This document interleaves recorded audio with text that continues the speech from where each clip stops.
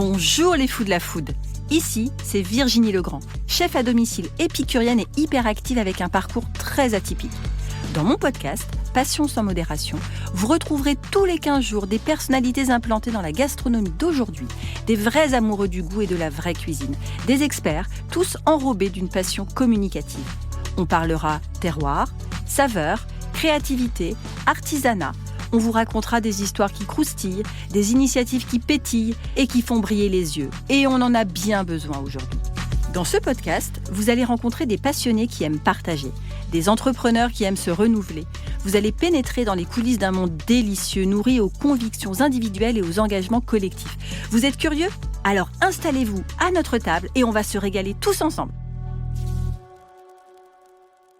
Depuis le lancement de mon podcast en septembre 2022, j'ai eu la chance de rencontrer des personnes passionnantes, toutes animées par une même passion, l'engagement gastronomique. Ce qui m'émerveille à chaque épisode, c'est de découvrir à quel point mes invités sont dévoués à leur art et à la culture culinaire.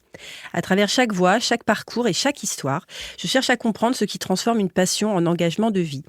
Aujourd'hui, au studio, je reçois Stéphanie de la Roncière, fondatrice de Esprit, épicerie fine à Andrézy dans les Yvelines. Bonjour Stéphanie. Bonjour Virginie. Baptiste Mantonex, mixologue et cofondateur de l'Ami Studio, un studio créatif qui imagine des expériences gustatives autour du cocktail. Bonjour Baptiste. Bonjour à toutes et à tous. Oksana Genel, sommelière du thé, formatrice et consultante dont la mission est de réhabiliter le thé comme boisson gastronomique. Bonjour Oksana. Bonjour. Et enfin, Bénédicte Gory, ingénieure, experte en chimie et botanique culinaire. Elle a créé le jardin et le jardin est la recette, une initiative qui vise à encourager les particuliers et les professionnels à remettre les plantes sauvages dans les assiettes. Bonjour Bénédicte. Bonjour. Alors Stéphanie, je commence avec toi parce qu'on est toutes les deux des Andréziennes. Donc big up à la ville d'Andrézy dans le 78. Tu dis dans tes interviews que ce n'est pas une reconversion mais une reconnexion. Est-ce que tu peux raconter déjà ton parcours, pourquoi la reconversion, d'où la reconversion et vers où la reconversion ? Alors, moi j'ai fait plus de 20 ans dans des entreprises assez classiques, grosses entreprises avec un travail intellectuel très stimulant qui me plaisait beaucoup. Mais au fur et à mesure, j'ai perdu la connexion avec le temps, assez bizarrement. Tout est devenu trimestre 1, trimestre 2, deadline, planning. Et il me manquait en fait cette reconnexion au vrai temps. Et du coup, dans une boutique, comme quand toi tu fais des plats, tu fais pas la même chose en avril, tu fais pas la même chose en novembre, parce que les envies sont différentes et que les produits sont différents. Voilà, et je trouve ça très excitant, moi, de voir les thés épicés arriver en automne, de retrouver les plats à Noël, et puis là, bon, on n'a pas eu très très chaud, mais on a envie de grillade bientôt, là. Donc c'est ça qui me plaisait, me reconnecter avec le vrai temps.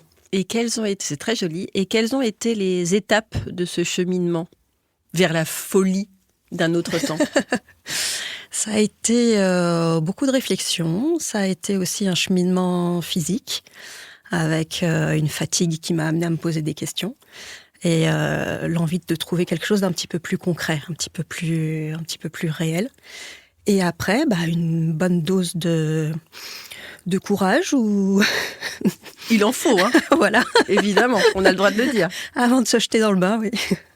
Et après, du coup, pourquoi l'épicerie finalement ? Pourquoi le cœur de l'épicerie ? Pourquoi la boutique ? Pourquoi l'artisanat ? Ça aurait pu être sur un autre plan, dans un autre espace. Alors moi, je voulais vraiment construire en fait un univers professionnel qui me ressemble et dans lequel je me sente bien. Et j'ai toujours aimé tout ce qui était produits artisanaux, que ce soit d'ailleurs alimentaire ou non alimentaire. Et je voulais créer un écrin comme ça qui me ressemble et dans lequel je puisse inviter des gens. Voilà. Et ensuite, il y a le fait que je suis quand même très gourmande et que j'ai toujours eu beaucoup de plaisir à manger, à déguster, à goûter, etc. Donc je me suis dit, pourquoi pas ? Et enfin, après, ça a été la rencontre avec le lieu. Parce que, tu habites à Andrézy ? Oui. Tu le connais, mais voilà, je suis en bord de Seine. Donc quand j'ai visité le local, alors c'était des bureaux, hein, donc franchement, fallait se projeter. Hein. Il y avait un mur au milieu, enfin c'était un peu cata, mais il y avait une grande vitrine. J'ai plus de 6 mètres de vitrine, et depuis la vitrine, on voit la Seine, on voit les bords de Seine, on voit les oiseaux. Il y a juste en face, entre la Seine et ma boutique, les halles du marché. Donc, ce sont des halles métalliques, rivetées, un peu esprit Baltard. Ça a vraiment beaucoup de charme. Juste à côté, il y a l'église Saint-Germain. Donc, ça rythme la journée avec les cloches, etc. Et je me suis dit, ouais, c'est là. C'est vrai qu'on a de la C'est là. chance. C'est une très jolie ville. C'est très joli. C'est un esprit un peu village. Voilà. Je me suis dit, voilà, c'est le lieu, c'est ce que j'aime. Ça marche. Alors go. Ok, bravo, merci. Alors, on parle de relation au temps et de ralentir. Oksana, ton rapport au thé, à la cérémonie du thé, toi, tu es sommelière de thé. Alors déjà, pédagogiquement, qu'est-ce que ça veut dire pour ceux qui nous écoutent ? Oui, effectivement, quand on entend le mot thé, la première chose qui vient à l'esprit, cérémonie du thé. Parce que les origines du thé, ça vient de Chine. Après, il y a aussi une histoire du thé et au Japon avec toutes ces cérémonies. Mais en fait, ce que je propose, ce que je veux être, parce que je veux mettre comme mission, c'est plutôt une approche gastronomique au thé. Avec une bonne partie de l'émotionnel, parce que chaque fois quand on déguste, on déguste le thé avec tous les sens. On fait attention à la texture, on fait attention aux notes aromatiques, on décrypte les saveurs. Et donc finalement, on se rend compte qu'on déguste le thé comme on pourrait déguster un bon vin, un grand cru. Et ben voilà, c'est ce que je voudrais en fait mettre au goût du jour. Alors justement, quelle analogie tu fais entre le thé et le vin et dans ta manière d'accompagner dans la dégustation les gens qui viennent à toi ? Quelles sont les différentes étapes ? Comment tu leur apprends à faire ça ? Et ben justement, déjà quand on transmet les connaissances autour du thé, bah effectivement au début il faut donner une bonne dose de ce qu'on pourrait appeler la théorie, c'est-à-dire apprendre les terroirs, apprendre les origines, comprendre comment, en partant de la même plante qui est Camellia sinensis, on a toute cette variété des différentes couleurs, des styles, etc. Mais aussi, pour moi, c'est transmettre les émotions, transmettre la passion. Et quand on est passionné par le thé, finalement, on déguste pas de la même manière. Donc c'est ça aussi, accompagner les personnes pour qu'ils puissent vivre aussi dans le moment présent, déguster avec les sens et apprendre en même temps des choses sur le thé. Merci. Alors, j'adore parce que vous me faites les passerelles très faciles. Donc, on parle de dégustation, de sensorialité, d'expérience. Baptiste, toi, ce que tu cherches à faire justement avec l'Ami Studio, ça n'est pas juste des cocktails, c'est tu aimes traduire en fait l'ADN d'une marque en goût. Est-ce que tu peux nous expliquer ? Effectivement, ce qui est assez drôle, c'est que le cocktail a une utilisation assez galvaudée de nos jours. Soit on a une vision un petit peu trop sucrée, uniquement portée sur l'alcool, ou alors on est figé un petit peu dans l'image de cocktail avec Tom Cruise, avec le petit parasol et le sucre autour du verre. T'as un petit air de Tom Cruise. Oh là, je vais prendre ça pour un compliment. Et pour revenir à cet ADN, quelque part, ce qui me plaît, et je vais rejoindre ce que disait Oksana, c'est comme pour le thé, je trouve qu'en France, on a une sensibilisation sur l'art du vin par rapport au terroir, au cépage et quel éveil aromatique on a autour de tout ça.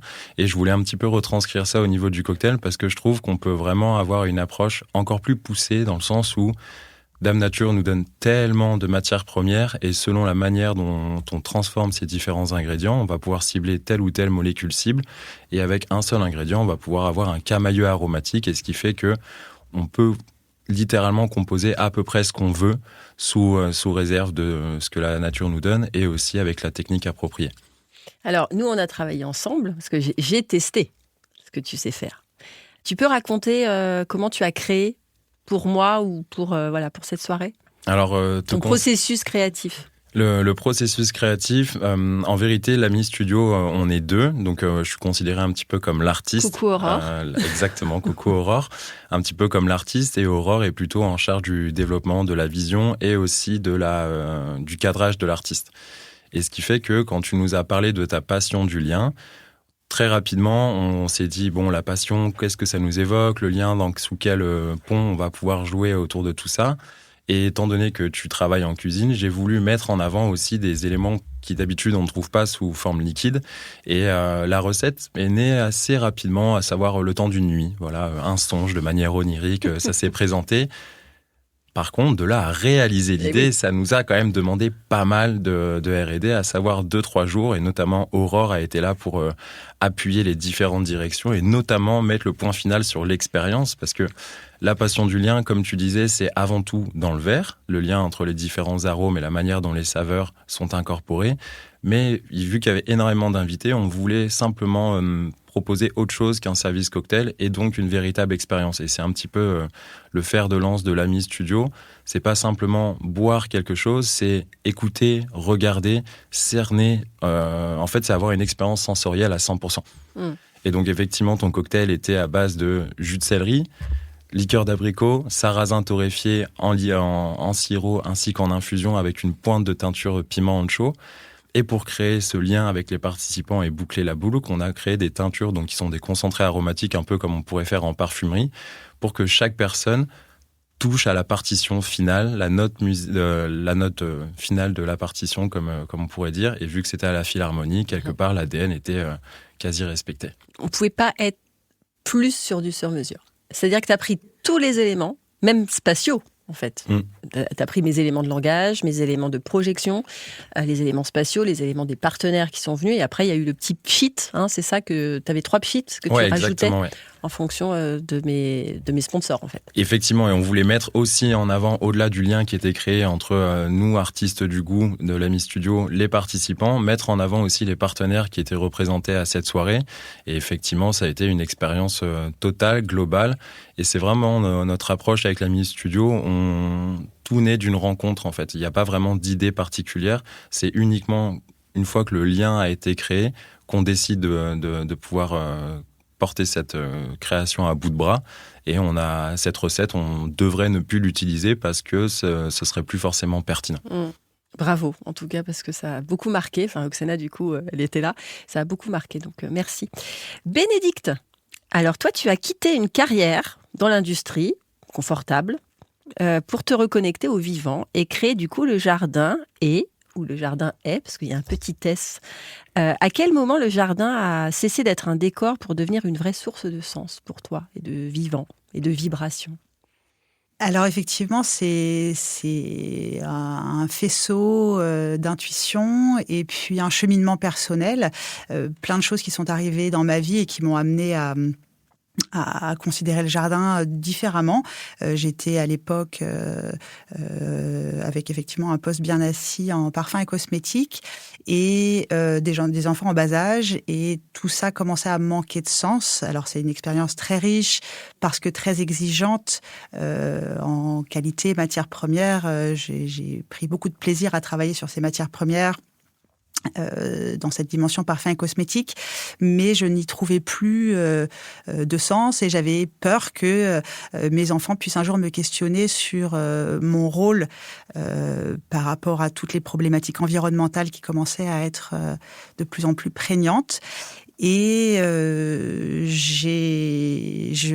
me suis mise à observer mon jardin, tout simplement.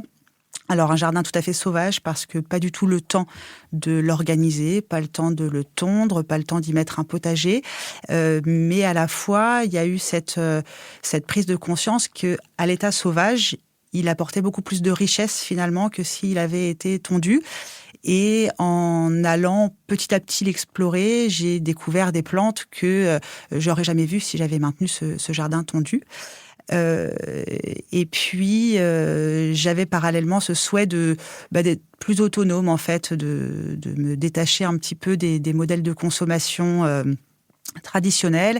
Et dans ce jardin, finalement, je trouvais bon nombre de plantes qui répondaient à la fois à mon besoin alimentaire, mais aussi à des besoins pour ma cosmétique naturelle, pour mes produits d'entretien. Et là où la révélation a été vraiment faite, c'est que au-delà de ce côté très égoïste d'explorer mon jardin et de l'exploiter, le fait de le laisser à l'état sauvage servait également à la biodiversité et venait accueillir de plus en plus d'insectes, d'animaux, de chevreuils planqués, se cachant des chasseurs. Et donc finalement, ce jardin, il devenait une ressource précieuse pour moi et pour les autres. Et je me suis dit que j'étais certainement pas la seule à être dans ce besoin de me reconnecter. Et j'ai eu la curiosité d'aller chercher le nombre de jardins en France. Et je suis tombée sur ce chiffre impressionnant de 15 millions de jardins et 15 millions de jardiniers. Et je me suis dit qu'en fait, si une petite partie de ces jardins était réensauvagée, si une petite partie de ces jardiniers commençait à valoriser pour eux et pour les autres, finalement, on pourrait envisager une façon différente de s'alimenter. Bravo. Et comment on passe d'un hobby, finalement, ou en tout cas de quelque chose qui t'anime le week-end, à en faire son métier? Parce que du coup, ton métier, aujourd'hui, par rapport à ces plantes sauvages, c'est quoi, concrètement? Alors, mon métier aujourd'hui par rapport à ces plantes, c'est d'amener chacun à les voir comme une brique possible de l'alimentation et comme un moyen de redevenir un petit peu autonome. Et de remettre du local dans son assiette, en fait. C'est qu'on a, depuis des siècles, l'habitude d'aromatiser notamment ces plats avec des épices importées, alors qu'en fait, beaucoup de des plantes que l'on a dans sa parcelle ou pas loin à l'état sauvage, peuvent remplacer une partie de ces épices et que finalement, les mettre dans son assiette pour le goût, c'est s'en rapprocher et petit à petit se re-questionner sur ce qu'on met dans son assiette au sens large. Quand on commence à arrêter les clous de girofle pour aromatiser son assiette avec de la benoîte, il y a beaucoup de choses qui se remettent en perspective et beaucoup d'habitudes de consommation qui sont re-questionnées finalement. Et donc, pour moi, c'est aussi une porte d'entrée vers une façon de consommer différente et une prise de conscience écologique. Merci beaucoup, Bénédicte. Stéphanie, alors, choisir un café, un thé, une huile, une épice, proposer des coffrets à une clientèle de gourmets, ça n'est jamais neutre. J'imagine qu'il y a une vraie anticipation et une réflexion. Comment tu sélectionnes tes produits? Alors, je vais d'abord enfoncer une porte ouverte, il faut que ce soit bon. Voilà. Donc, tu les goûtes? Donc, évidemment, je les goûte. Ensuite, ce qui m'importe, c'est qu'ils soient aussi beaux. Parce que, tu le sais mieux que personne, mais quand une assiette est joliment dressée sur une table bien mise ou qu'un vin est servi dans un très joli verre, ça apporte au moment de la dégustation quelque chose, vraiment. L'essence, exactement. L'essence. Et du coup, avoir un beau flacon d'huile d'olive, avoir une belle boîte de thé, avoir ce genre de choses, je trouve que ça apporte à la dégustation, ça permet de s'offrir à soi mais aussi aux autres une petite mise en scène quotidienne, un peu agréable. Donc il y a ces côtés-là. Après, j'ai aussi une passion pour les maisons patrimoniales. Je suis assez fascinée par le fait qu'une conserverie, une vinaigrerie ou une biscuiterie puisse avoir plusieurs centaines d'années. Si je prends la maison Martin Pourret, elle est née en 1797. Ça veut dire que quelqu'un a pu acheter un vinaigre en 1800 et aujourd'hui, on a ce même savoir-faire qui a perduré en 2026. Donc en fait, c'est plus simplement un produit qu'on achète, c'est un petit morceau d'histoire en même temps. Et je trouve que c'est absolument fascinant. Donc voilà, donc j'aime ce qu'ils apportent et tous les sens qui vont travailler. Donc, est-ce que tu as des produits qui sont historiques, qui sont pleinement ancrés et que tu remets systématiquement dans la boutique, et après une autre partie où tu varies? Comment tu fonctionnes? Est-ce que c'est après à l'instinct, aux rencontres, aux envies de mettre en valeur? Alors, il y a de toute façon beaucoup d'instinct, parce que j'ai fait le pari d'une boutique qui soit incarnée. Donc, elle est le reflet de ce que j'aime et de ce que je propose. Alors, que les autres aiment ou pas, voilà. Qui m'aiment me suivre. C'est exactement ça. C'est un peu ça. Oui, il y a des maisons patrimoniales parce que vraiment, je trouve ça absolument fascinant. Et après, il y a des découvertes. Parce qu'il y a des rencontres et il y a des moments où on se dit « Waouh, ça, j'y avais pas du tout pensé ». Il y a aussi des coups de cœur. On a à Chanteloup-les-Vignes un jeune homme qui fait des sauces à Bans à base d'habanero. Le type, il est génial. Il est hyper passionné. Ce qu'il fait, c'est vraiment sympa. Allons-y. Pourquoi pas? Donc, c'est assez varié. C'est au coup de cœur, au goût. Tu as combien de références en tout dans ta boutique? Grosso modo? Plus de 700. Ah oui, c'est pas mal. Et tu as du frais aussi? Tu as une vitrine? J'ai un peu de frais, oui, tout à fait. Ouais, c'est quoi? C'est de la charcuterie? Essentiellement de la charcuterie, oui. Ok. Charcuterie ibérique. Évidemment. Bien sûr. Merci beaucoup. Oksana, alors toi, pendant près de 10 ans, tu as formé à l'école du thé, du Palais des Thés. Comment tu as vu évoluer la manière dont les Français dégustaient le thé ? Parce que c'est vrai qu'on était sur des marques agroalimentaires pas terribles. Et après, c'est vrai que là, c'est devenu une vraie culture, le thé. Absolument. Ouais. Il y a eu beaucoup de changements, mais je pense que le changement le plus marquant, c'est vraiment la population, parce que j'ai vu de plus en plus de jeunes qui venaient pour découvrir le thé. Et le thé, petit à petit, n'était plus en fait un produit rare, exotique ou quelque chose de très éloigné de la culture.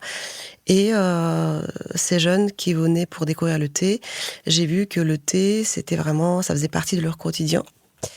Ils consommaient de moins en moins de thé parfumé. Donc l'intérêt vers des thés nature, vers des thés d'exception. Donc envie de découvrir derrière, donc effectivement des terroirs. Et tout le savoir-faire qui se cache derrière chaque thé. Et puis aussi une approche gastronomique. Justement, s'éloigner peut-être des cérémonies, mais plus découvrir le thé en faisant des accords. Les ateliers qui étaient les plus recherchés, c'était justement les accords avec des mets, avec des fromages. Et aussi des ateliers plus participatifs, par exemple la création de cocktails au thé. C'est intéressant. Et donc, tes fromages, par exemple, donne-nous 2 accords dingo. Dingo. Enfin, en tout cas, l'effet waouh, quoi.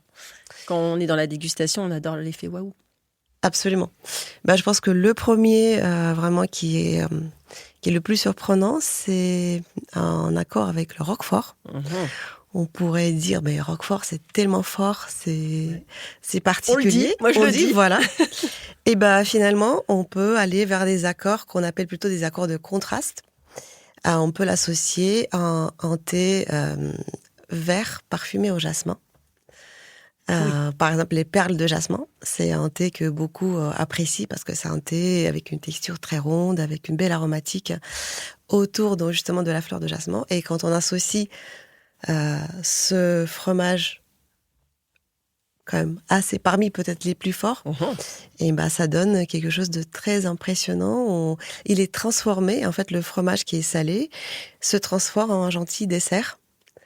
Et il y a une vraie belle transformation qui se produit. Et un deuxième, un autre fromage, peut-être le chèvre, ou simplement le avec comté, le chèvre. Ou le comté, par exemple, les pâtes dures. Peut-être l'accord qui marche vraiment très très bien, ça pourrait être en chèvre classique, associé à un thé vert comme de Chine, par exemple en Longjing. Ça, c'est un accord qui plaît beaucoup. Après, j'aime bien aussi associer les fromages normands, comme camembert ou pour l'évêque. Et ça, tu mets ça. Et ça marche aussi. Ah ouais. Mais là, il faudrait chercher du côté des thés qui ont peut-être un peu plus de caractère. Par exemple, des thés qui ont été grillés ou fumés. Là, on a aussi une belle transformation. En fait, en accord, peu importe avec ce qu'on fait cet accord, ça peut être avec un plat salé, avec un plat sucré. On cherche la même approche qu'avec un vin, finalement. On cherche un équilibre. Et on peut y arriver par des chemins parfois très différents. Merci beaucoup. Baptiste, alors, quelle est aujourd'hui la place de la mixologie dans l'univers des expériences culinaires, gastronomiques, sensorielles ? Le lien est quasi tout trouvé parce que, vu qu'en mixologie, on travaille tout style de matières premières, ça peut être des thés, ça peut être des récupérations de déchets alimentaires issus de la cuisine, on peut travailler des mousses à base de fromage ou quoi que ce soit.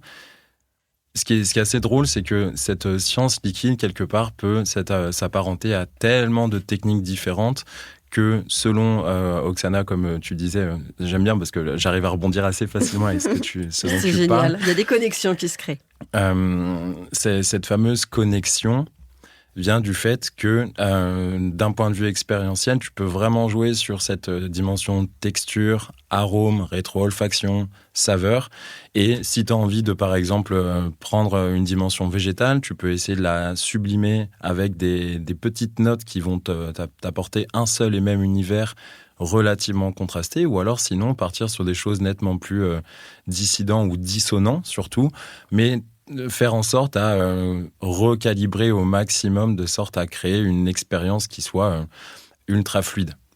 J'adore. Moi, je veux rebondir sur les déchets alimentaires.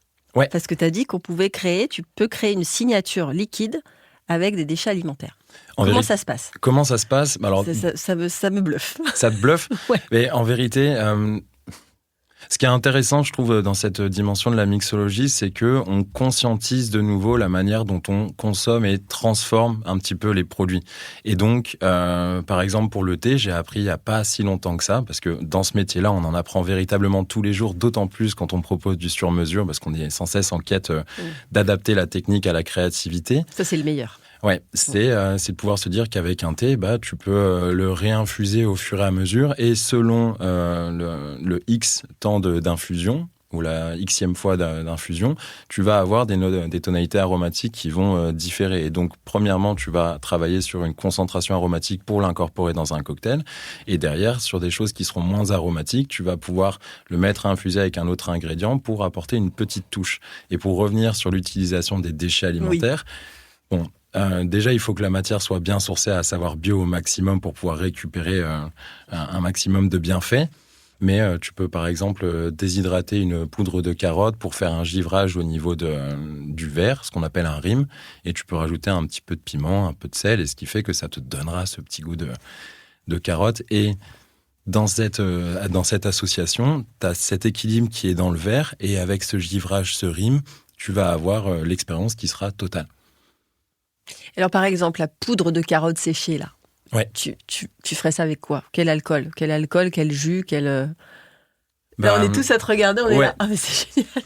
En vrai, spontanément, c'est très compliqué. En fait, si tu veux, moi, j'ai pas d'idée particulière en tête à sortir d'entrée de jeu. Ouais, tu travailles vraiment dessus. C'est un peu comme si, dans ma tête, j'avais une énorme bibliothèque aromatique avec un nombre infini de tiroirs. Et là, tu vois, tu me parles de poudre de carotte. Ça pourrait très bien se marier avec un mezcal, donc un spiritueux qui nous vient du Mexique et qui est légèrement fumé.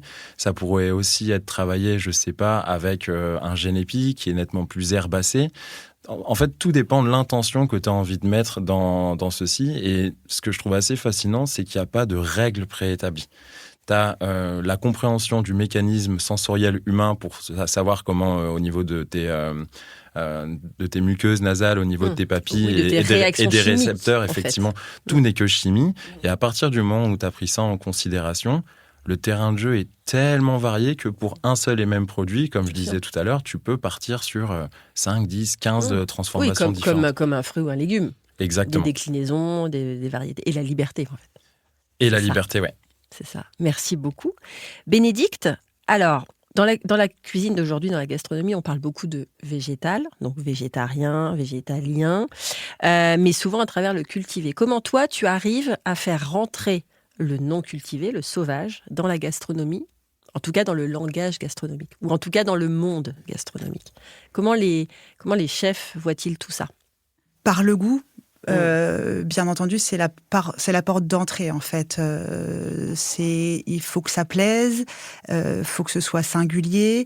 Je pense que la curiosité est aussi une pierre angulaire importante au départ de l'intention du chef et sa volonté aussi de redécouvrir les choses. Comme tu le disais, on est en perpétuel apprentissage quand on est sur des plantes, dès qu'on travaille sur ce côté culinaire, parce que c'est de la chimie, c'est infini.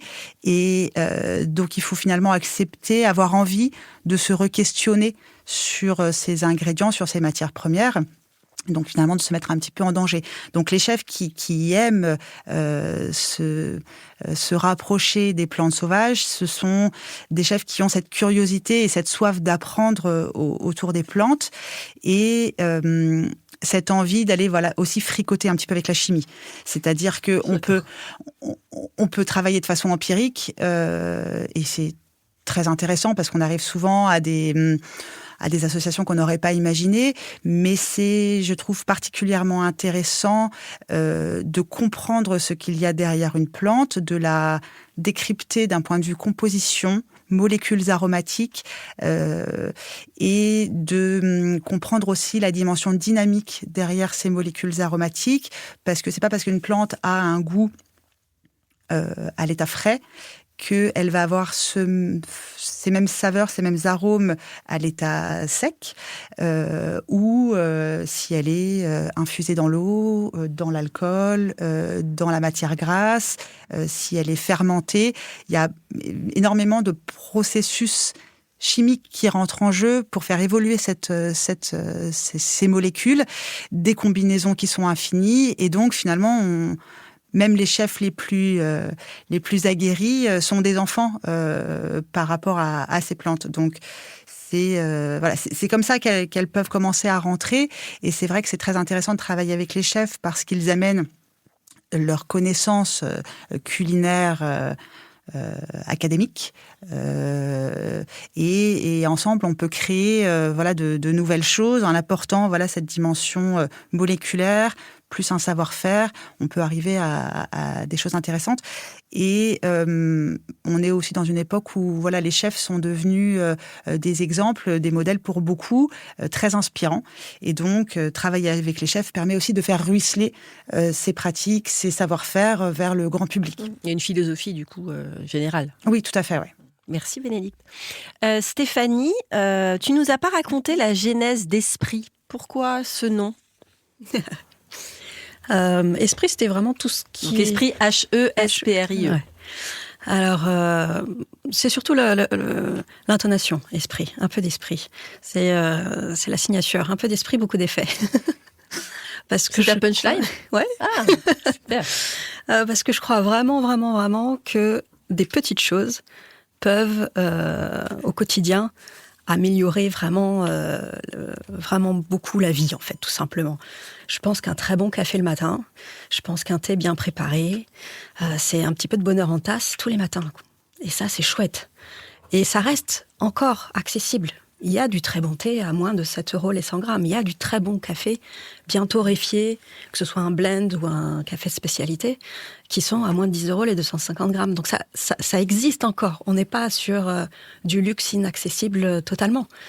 Et moi, je crois profondément au fait que se faire du bien, un peu, tous les jours, ça permet d'améliorer la vie grandement.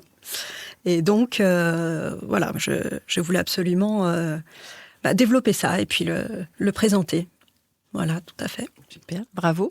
Oksana, qu'est-ce qui fait objectivement un grand thé, selon toi ? Question intéressante. Oui. On peut la poser qu'à toi. Bah oui, non, mais je pense qu'il y a plusieurs dimensions. Effectivement, il y a des choses, je dirais, objectives, parce que, effectivement, un grand thé, c'est forcément un thé qui est plutôt équilibré, qui présente une belle aromatique, belle longueur en bouche, une texture intéressante. Mais pour moi aussi, c'est un thé qui a des histoires à raconter par rapport à son terroir, par rapport à ses origines, par rapport aussi à la manière dont les feuilles ont été travaillées. Mais au-delà de tout ça, il y a aussi, bien évidemment, la question, qu'est-ce qu'il nous évoque ? Quelles sont les émotions qu'ils essaient de nous transmettre, en fait ? Et ça, c'est peut-être la chose la plus intéressante, parce que là, on rentre vraiment dans la subjectivité. Mais c'est ça qui va faire en sorte qu'on va aimer ou pas aimer, apprécier ou pas apprécier le thé. Et c'est ça aussi mon rôle en tant que sommelier du thé, c'est d'amener les personnes à pas juste boire du thé, mais de savoir les déguster. Et ça change vraiment, vraiment beaucoup de choses, parce que parfois, même si on sait préparer le thé, même si on a choisi un thé qui est très bon et peut-être rare, etc., mais si on ne sait pas forcément comment le déguster, le plaisir sera pas le même. Et en fait, un grand thé, c'est pas forcément un thé le plus cher, c'est pas forcément un thé le plus rare, mais c'est celui qui nous rappelle peut-être des choses qui viennent de notre enfance, qui des expériences vécues, des personnes qu'on a pu rencontrer dans la vie. Et tu peux nous donner les catégories de thé ? Les couleurs de thé ? Ouais. Les notes différentes. En général, on parle de pédagogie, ça fait toujours globalement de 5 couleurs de thé. Effectivement, on connaît forcément les thés verts et les thés noirs. La différence, c'est forcément par rapport à l'oxydation. Les thés verts sont pas du tout oxydés, les thés noirs sont complètement oxydés. Entre ces deux catégories, il y a les oolongs. On les appelle parfois les thés bleu-vert. Ce sont des thés semi-oxydés, donc oxydés mais pas trop. Et là, c'est peut-être la famille de thé la plus intéressante parce que il y a des très peu oxydés dans la famille des oolongs. Il y en a qui sont vraiment oxydés à 80%. C'est la plus large, en fait. La plus large, la palette est extrêmement large. Il y a aussi des thés blancs. Et là, c'est comme des plantes verveine, camomille, menthe. On les a juste séchées au soleil. La famille peut-être la plus délicate. Et puis la famille à l'opposé, ce sont des thés fermentés qui peuvent être millésimés, qui s'améliorent avec le temps. Et la famille qui est peut-être moins connue, mais qui mérite d'être regardée avec plus d'attention parce que justement, il y a plein d'accords intéressants au niveau de la gastronomie qu'on peut faire avec. Merci. Oksana. Alors, tu parlais d'émotion, de sens. Baptiste, tu te souviens du premier goût qui t'a marqué émotionnellement et quelle est la place de la mémoire sensorielle dans ton travail? Tu parlais tout à l'heure de bibliothèque des saveurs ou des odeurs, du coup des souvenirs. Comment tu l'as constituée, cette bibliothèque? C'est assez drôle parce que j'ai jamais vraiment été sensibilisé de la famille dont je viens à déguster, conscientiser un petit peu tout ça. C'était simplement associé au désir primaire de s'alimenter et de s'abreuver. Et quand j'ai reçu ta question, j'ai beau avoir réfléchi, en fait, il y a pas un seul moment qui a été donné, mais on va dire que j'ai réussi à en isoler deux, à savoir souvenir d'été dans le verger de ma grand-mère à accueillir les pêches et mes premières huîtres sur le port de Vannes avec mon papa. Mais ce qui est assez marrant, c'est que j'ai autant le souvenir gustatif et aromatique lié à cette expérience, mais aussi à tous les phénomènes qui pouvaient m'entourer à ce moment-là, à savoir dans le jardin provençal, c'était les cigales qui chantaient, le bruissement de l'air dans les feuilles, le soleil qui crépite sur la terre séchée, ou alors sinon sur le port de Vannes, ce serait le cliquetis des fils métalliques, j'ai pas le nom technique, mais contre les mâts des bateaux, ou alors le bruit des mouettes, l'odeur de la marée. Et donc c'est là où avec l'Ami Studio, on s'est dit et on a pris ce parti de proposer une expérience globale par le sensoriel gustatif, mais en vérité avec tout ce que ça englobe derrière, parce que à partir du moment où on parle de conscientisation, à savoir véritablement être dans cet instant présent de ce qu'on est en train de vivre, tout de suite, si on prête l'oreille prête l'oreille entre guillemets à ce qui se passe dans notre bouche, tout de suite on arrive à émanciper d'autant plus cette expérience sensorielle et à saisir un peu tout ce qui se passe. Tu vois, par exemple, lors de ta soirée à l'envol, le cocktail, quand on le buvait ou quoi que ce soit, si on était face au coucher de soleil, tu avais ce jeu intérieur de chaleur apportée par le piment et le côté gourmand de l'abricot, avec en face la couleur qui rappelait la couleur du coucher de soleil, qui rappelait ce qu'il y avait dans le verre. Et donc, tout de suite, tu es transporté encore plus dans ce que tu vis. Extraordinaire. Alors, tu parles des huîtres. Tu as testé un cocktail à base d'huîtres qui met en valeur la salinité, l'effet iodé? En vérité, j'ai déjà... Non, mais c'est tout à fait pertinent. J'ai encore jamais travaillé sous forme d'huître particulière, mais ça m'est arrivé de travailler avec des algues, par exemple, ou alors... c'est assez drôle parce que c'est contre-intuitif de prime abord, mais en mixologie, en art du cocktail, on utilise ce qu'on appelle une solution saline. Donc en fait, c'est simplement de l'eau avec un certain pourcentage de sel. Et en vérité, à partir sachant que c'est un exhausteur de goût, le sel, que tu l'utilises dans ton assiette communément acquis et que tu le mets dans ton verre, ça va révéler aussi de nouvelles saveurs. Donc c'est plutôt dans cette approche que je m'en suis servi. Et comme je disais, j'ai pas de créativité à l'état pur. Si ce soir tu viens boire un verre à la maison, tu me dis fais-moi un cocktail, je vais sécher quelque part. Alors que si on commence à discuter, et si demain il y a un projet à travailler autour des huîtres, bah là pour le coup, il y a plein d'idées qui se mettent en tête. Et ce qu'on aime chez l'Ami Studio, c'est il y a toujours une technique pour réaliser ce qu'on a à produire, mais on veut vraiment mettre à l'honneur cette créativité. On ne démordra pas de cette idée, quitte à passer une semaine de transformation, de techniques couplées pour obtenir ce résultat final lié à la créativité spontanée. Bravo. Pourquoi l'Ami Studio? Pourquoi le nom? À la toute base, j'étais seul sur ce projet en tant que freelance, voilà, en petite prestation à droite à gauche, et j'ai le tutoiement assez facile, ce qui fait que ça peut être un peu déconcertant. Et pour moi, un ami, c'est quelqu'un sur qui tu peux compter, qui sera toujours à l'écoute et être en mesure de pouvoir être là pour toi, pour ton moment. Tiens, demain j'ai une soirée à organiser chez moi. Bah attends, appelle l'ami. Mais attends, l'ami c'est ton ami? Non, mais c'est un ami, t'inquiète. Ça peut venir comme ça. Et en décidant de s'associer avec Aurore, le nom de studio est venu parce que c'est véritablement elle qui a eu cette intuition qu'on n'était pas simplement là pour proposer des cocktails. Et c'est véritablement grâce à elle qu'on s'est dit, il y a toute une expérience à pouvoir créer. Et avec son expérience en tant que chef de projet RH, elle a bossé dans le design. Elle a véritablement une méthodologie tellement en place, alors que moi... simple barman mixo, tu vois, c'était compliqué pour moi d'être autant structuré, et ce qui fait que notre duo marche vraiment bien parce que de par ces extrêmes, on arrive à créer cet équilibre quelque part un peu comme tout. Et donc l'Ami Studio est né comme ça parce qu'on a cette approche comme un studio d'architecture ou un studio de design où on prend le brief en face, on établit le socle des besoins et après on compose avec les différentes créativités qu'on a à proposer. Bravo, j'adore. Bénédicte, si tu avais une seule habitude alimentaire à changer chez les consommateurs, à leur dire, voilà les plantes sauvages, tu leur dirais quoi? Comment les intégrer dans leur quotidien? Sans leur faire peur, parce qu'il y a toute cette dimension-là de dire, c'est sauvage, c'est pas cultivé, donc c'est mauvais. Alors, c'est sauvage, donc faut faire attention, faut connaître avant de s'approcher. En fait, faut les faire tomber amoureux à travers une expérience, je trouve, et parce que après on tire un fil. Parce que s'approcher des plantes sauvages, c'est s'approcher d'un livre en un nombre de tomes qui fait peur. Donc, c'est comme ça que tu le ressens? En tout cas, que les gens peuvent le ressentir. C'est comme ça qu'on peut le ressentir, parce qu'effectivement, il faut être vigilant en cueillette, il faut être vigilant en transformation, il faut être vigilant dans les doses que l'on va ingérer. Donc, il y a beaucoup de points.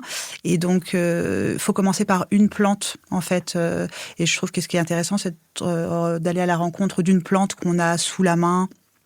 Très accessible, ça peut être parce qu'on a un sureau dans son jardin ou quelques orties, ou voilà, s'intéresser à une plante, je trouve c'est déjà une première approche, parce que à travers juste cette plante, on va pouvoir percevoir toute la profondeur qu'elle peut nous offrir, ses différentes utilisations, ses points de vigilance, et on comprend à travers juste cette plante que les autres, va falloir les interpréter plante par plante, plutôt que d'acheter un livre complet des 75 plantes de la région. Après, moi, ce que je trouve intéressant, voilà, je trouve c'est intéressant de rentrer par une recette simple. Voilà, c'est l'époque du sureau, donc c'est toujours intéressant de parler de cette plante. Je trouve qu'elle est aussi très...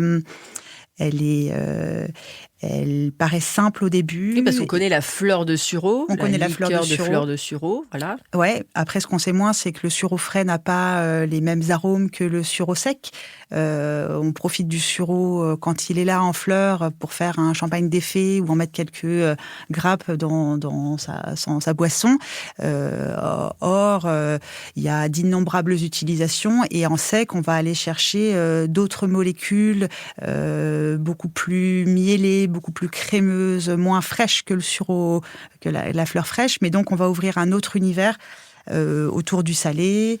Ça se marie très bien avec le fromage également. Enfin voilà, on est sur une plante qui va offrir différentes facettes. Une recette simple peut être tout à fait de venir faire un sucre parfumé en associant du sucre et des fleurs sèches, tout simplement, et de voir que ce sucre, on va pouvoir l'utiliser à la place de son bon vieux sachet de sucre vanillé, par exemple. Donc on va commencer à pouvoir faire une croix sur la vanille, ou en tout cas sur l'arôme de vanille qu'on a l'habitude de mettre dans son gâteau, avec une fleur du coin. Et puis, ce que je trouve intéressant, et je rebondis sur ce que disait Baptiste, c'est cet univers un petit peu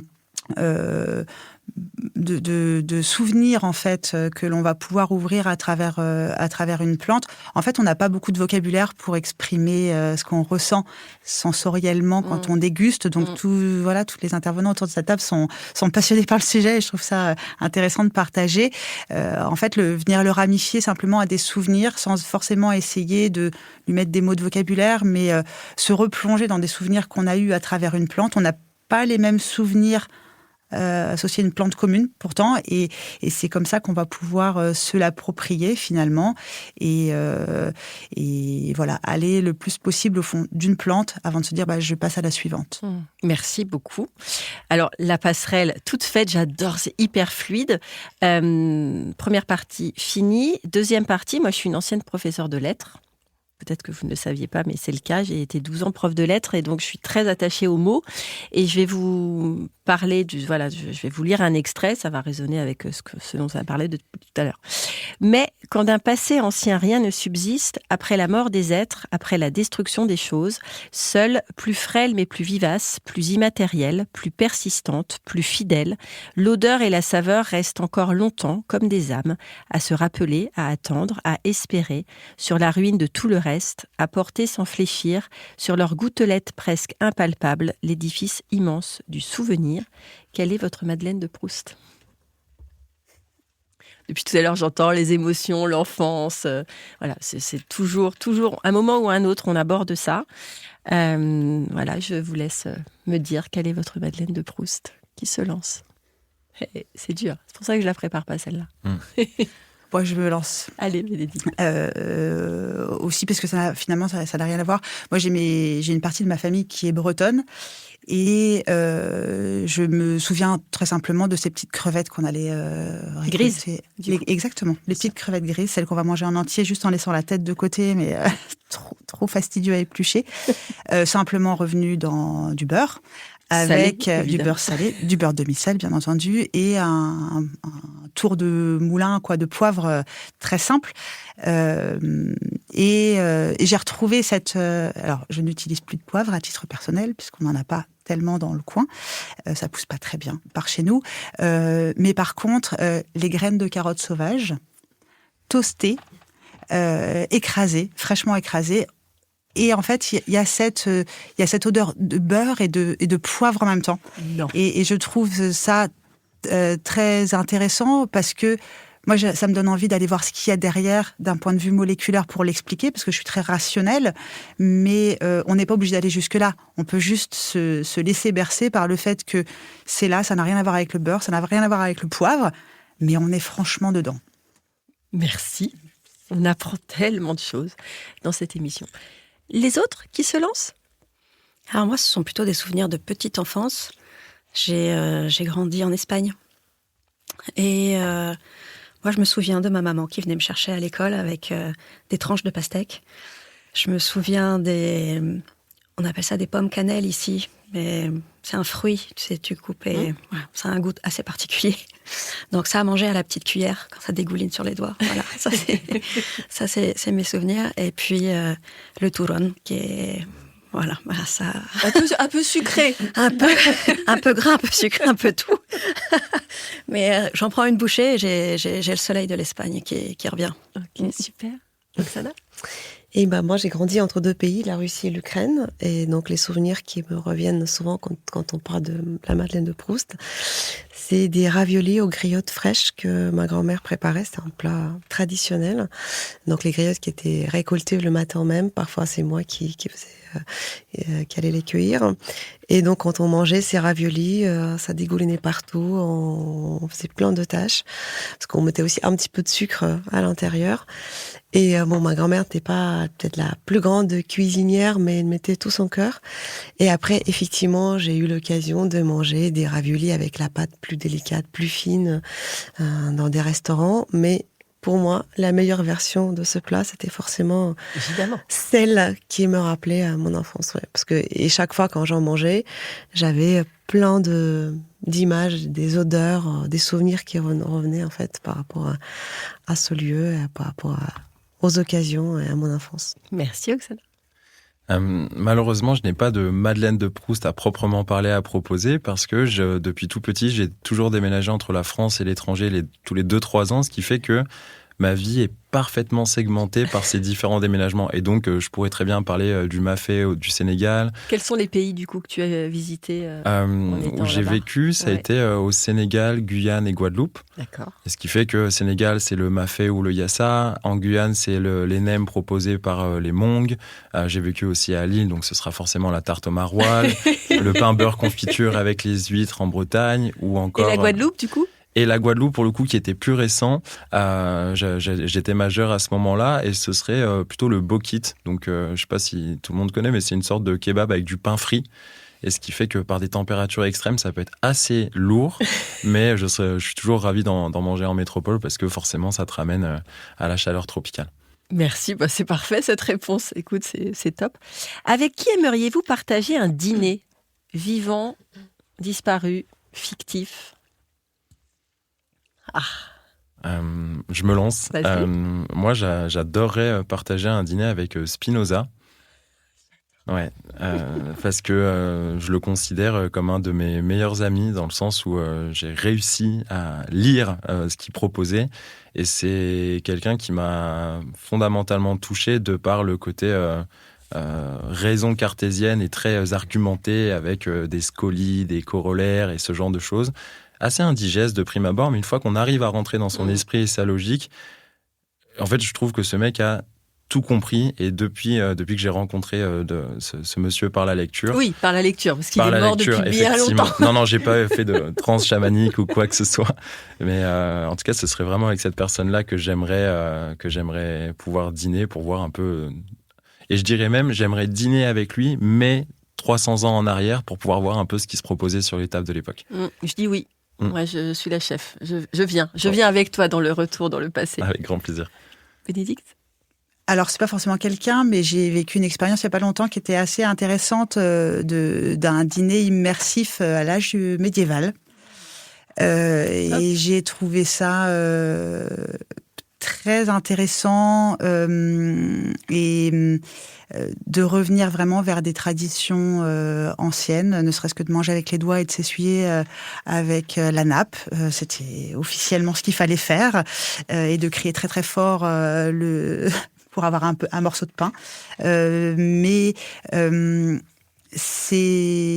trouve ça intéressant de revenir vraiment vers nos origines gastronomiques, et puis donc pas de pommes de terre servies, mais du topinambour et du navet, et finalement beaucoup de finesse dans les goûts, et finalement j'aimerais bien manger à chaque époque avec un représentant de l'époque, pour me plonger en fait dans ce qu'il a pu vivre, que ce soit plutôt à la Renaissance et Marie-Antoinette avec ses petits pois frais, alors que jusque-là ils étaient mangés secs, ou d'autres temps. Donc pas forcément quelqu'un, mais plutôt quelle époque.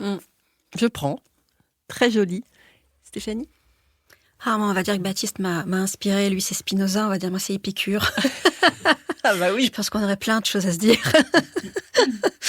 Et donc, j'aimerais bien savoir ce qu'il aimait, ce qu'il appréciait, et comment il mettait la gastronomie dans son plaisir quotidien. Super. Oksana ?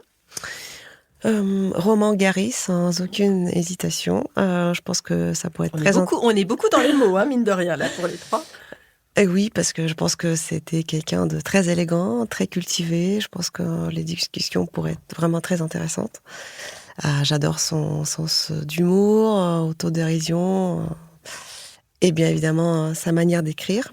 Puis je pense que par rapport à son histoire familiale, le repas, la gastronomie, c'était vraiment une approche très particulière. Notamment dans La promesse de l'aube, quand sa mère mettait un steak dans son assiette tous les jours, c'était la promesse de la meilleure vie, de la vie future, et puis en fait, preuve d'amour aussi.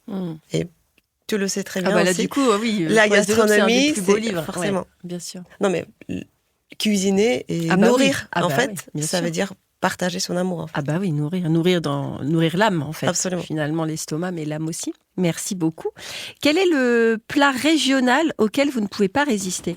On va dire région de France. Moi, ce serait, tarte au maroilles. Ouais, ce serait le cassoulet, pour le coup.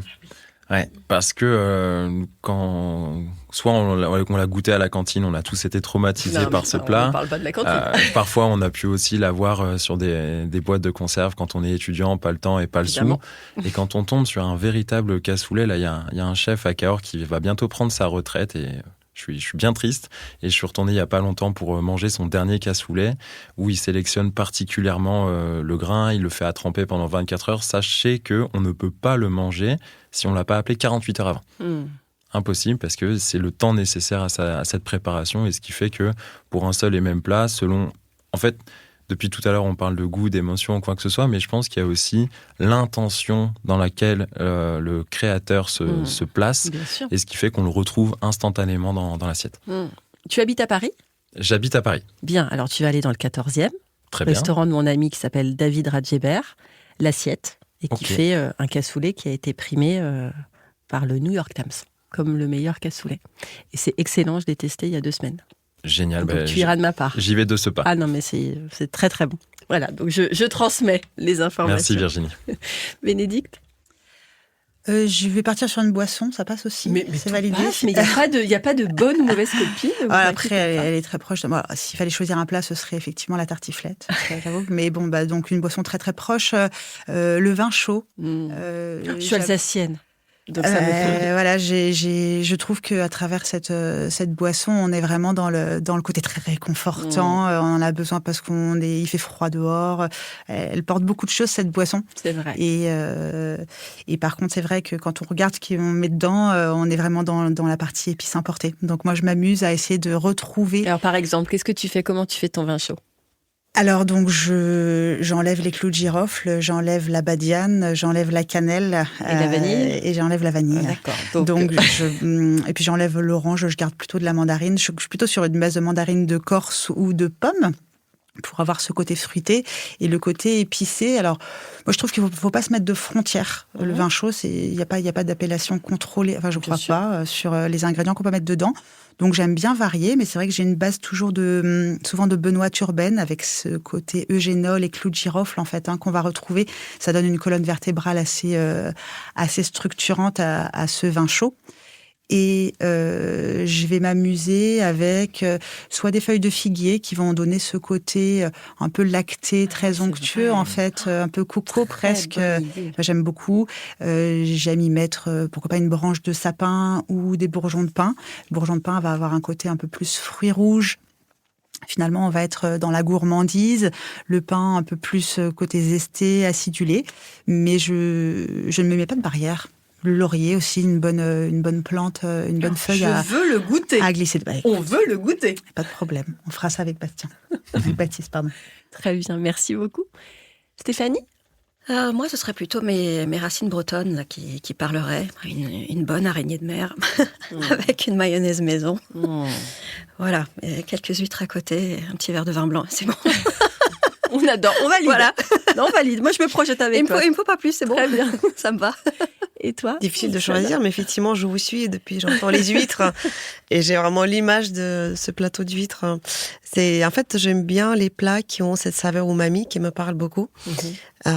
Et du coup, par rapport au thé aussi, forcément, les thés qui ont naturellement cette saveur umami, les thés, par exemple, les thés verts du Japon, c'est magique. Et effectivement, les huîtres, je choisirais volontiers s'il fallait faire le choix. J'aime bien me projeter comme ça avec vous, c'est très agréable. Quelle est l'herbe aromatique dont vous ne pouvez pas vous passer ? L'herbe ou la plante ? Bénédicte, c'est pour toi. Moi, j'ai une bibliothèque de plantes dont je ne peux plus me passer en général, en fait, parce que dès que je veux que mon plat sonne un petit peu. Alors moi, je suis une fan de la cuisine asiatique. J'ai habité en Chine, donc c'est vraiment un crève-cœur pour moi de ne plus acheter certains ingrédients. Donc dès que je veux sonner un peu exotique, je pars vers de l'hélicryse immortelle pour avoir ces côtés très chaudes. C'est d'ailleurs une plante qui est très hétérogène. Elle peut vraiment donner soit un côté très asiatique, moyen-oriental. On peut aussi partir vers les Caraïbes grâce à cette plante. Enfin, c'est une plante que j'aime beaucoup. Feuille de figuier également, pour tout l'univers également asiatique qu'elle peut donner avec ce côté très onctueux, presque coco. Merci. Baptiste ? Moi, je suis un peu un cancre en cuisine parce que du fait de tellement travailler le goût liquide et la transformation, j'en ai presque la flemme de me faire à manger maintenant. Et ce qui fait que je vais rester dans mon domaine et non pas que j'ai une herbe à proprement parler ou une plante, mais j'ai quand même envie de mettre en avant la chartreuse. Liqueur presque millénaire, toujours élaborée par des moines et à l'intérieur 130 plantes. Et ce qui est assez fascinant, c'est que ça fait 5-6 ans que j'ai découvert ce produit, j'en suis fondamentalement tombé amoureux. Et en fait, à chaque dégustation, j'ai l'impression de découvrir de nouvelles notes aromatiques, que ce soit directement en la buvant en rétro-olfaction ou il n'y a pas longtemps, je suis allé au site de Chartreuse Paris Vauvert. Il y a la boutique Chartreuse avec tout un musée où on va au niveau du musée de la pharmacopée de Paris. C'est absolument ultra chouette et enrichissant. Et j'ai vécu une expérience où ils prennent l'élixir des pères chartreux qui est à 69 degrés et qu'ils le vaporisent un peu sous forme de teinture comme pour ta soirée.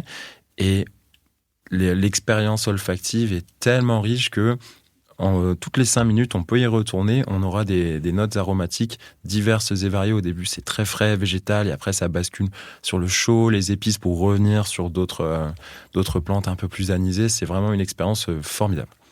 Incroyable. Oksana ? Je pense que ça serait le cumin et la coriandre que je peux mettre dans tous les plats, dans les soupes, dans les plats mijotés, qui donnent toujours un côté assez frais et très réconfortant. J'adore. Stéphanie ? Alors moi, ça va être moins élevé. Hein. J'ai une petite passion pour la ciboulette. C'est très bon, la ciboulette. Voilà, je trouve que dans un fromage blanc, une omelette, Ça fait pas le job, grand-chose, mais ça fait le job. Mais bien sûr. Frais, finement ciselé, là, c'est sympa. Voilà. Et qu'est-ce qu'il y a toujours dans votre réfrigérateur ? Du beurre demi-sel, je tiens à préciser. Du fromage. Des fromages. Des fromages. Du beurre demi-sel et du fromage. Meilleur combo. Déjà, si c'est pas demi-sel, c'est pas du beurre. Attention, on va fâcher les Normands. Là. Et toi, Stéphanie ? Il y a toujours pas mal de fruits et de légumes. Parce que j'aime bien. Un peu de concombre, un peu de tomate, je trouve que ça fait toujours du bien. Il y a évidemment du beurre demi-sel, sinon ce serait pas normal. Et j'aime bien la feta, donc j'en mets un peu partout. Il faut pas en avoir honte, tu me dis ça comme si tu culpabilisais. Tout va bien. Voilà. Tu as du fromage aussi chez Esprit ? Il y a de l'halloumi en été, halloumi, feta. Ok. D'accord, mais pas d'autres fromages français ? Non. Est-ce que vous pouvez compléter la phrase « Pour moi, cuisiner, c'est ». Alors, la flemme pour Baptiste, mais je vais te laisser dire. Je vais réfléchir à une meilleure réponse, je vous en prie, mesdames. Oksana, pour toi, cuisiner, c'est ? C'est créer. C'est la créativité. Et je pense que déjà, je suis incapable de suivre la recette du début jusqu'à la fin parce que j'ai toujours envie de transformer quelque chose, d'apporter ma touche. D'improviser. Personnelle, d'improviser. Et puis, je pense que là où je réussis le mieux, c'est quand je cuisine avec les restes, ce que je trouve dans mon frigo, dans mon placard. Et je pense que c'est toujours une source d'inspiration. Pour moi, c'est une façon de dire je t'aime. Voilà. Bon, compliqué de passer après ça. Bénédicte ? Alors moi, je rejoins Baptiste sur le fait que quand on travaille dans la plante et le goût toute la journée, j'ai pas beaucoup le temps et beaucoup d'envie de faire à manger le soir. Mais j'ai des enfants, il faut quand même que je les alimente. Donc c'est faire à manger, j'aimerais bien dire que c'est de l'amour. C'est une obligation, très clairement.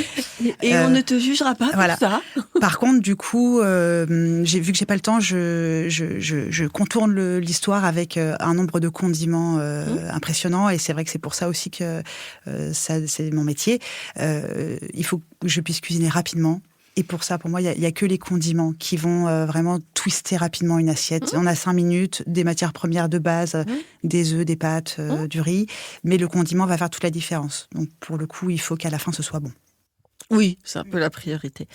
Et Baptiste, du coup ? Eh bien, face à toutes ces inspirations, autant j'ai la flemme quand je suis seul, mais à partir du moment où il y a du monde, j'ai envie de dire que pour moi, cuisiner, c'est avant tout pouvoir partager avec l'autre. Et la dernière question, quelle est votre définition de la passion ? C'est la vie. Je pense que quand on n'est pas passionné, on ne peut pas avancer, en fait. C'est C'est comme ça qu'on avance, qu'on découvre, qu'on partage, qu'on crée, en fait. Voilà. Très bien. Là aussi, pas du tout de réponse objective, hein, c'est votre cœur qui parle. Moi, j'ai une approche un peu trop cartésienne et définition de la passion. Qui dans le il sens, faut sortir de ce ouais, corps. je sais, mais j'ai été matrixé, tu sais, Virginie. Pour moi, là, j'aime pas dire que je suis passionné parce qu'il y a un peu quelque chose qu'on ne maîtrise pas et on peut limite être victime de son joug quelque part. Et donc, j'attribuerais plutôt la passion à la curiosité, l'envie et toujours cette intention de pouvoir proposer quelque chose. Très bien. Bénédicte? Ouais, c'est le fait de ne pas pouvoir se défaire du sujet, en fait. C'est à ce moment-là que je vois que je suis passionnée. C'est que, en fait, mes yeux s'ouvrent le matin, pense à ça, et je vais m'évanouir le soir en y pensant aussi. Et donc, finalement, ça ne me quitte jamais, week-end, semaine. Alors, à ce moment-là, c'est que c'est passionnant. Stéphanie? Je suis assez cartésienne aussi, mais du coup, je fais la distinction entre tout ce qui me stimule intellectuellement. Je suis hyper curieuse, donc forcément, voilà. Et passion, en règle générale, ça se passe dans le ventre chez moi. Donc, c'est quand ça me remue, c'est que souvent, c'est assez passionné. Super, merci beaucoup. Je vais conclure.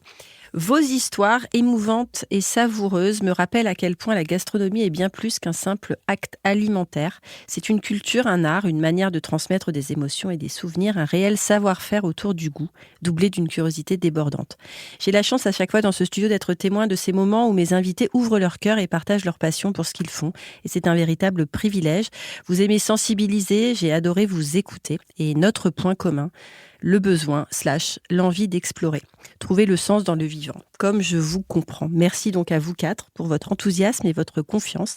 Merci Stéphanie. Merci à toi. Merci Oksana. Merci Baptiste. Merci, mesdames. Merci Bénédicte. Merci. Et continuons ensemble à célébrer cette belle aventure gastronomique. Ça y est, notre rencontre prend fin.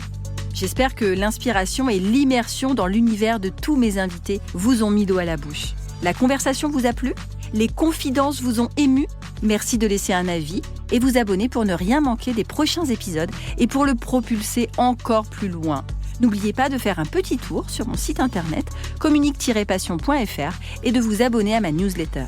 À très vite pour de nouvelles aventures gastronomiques.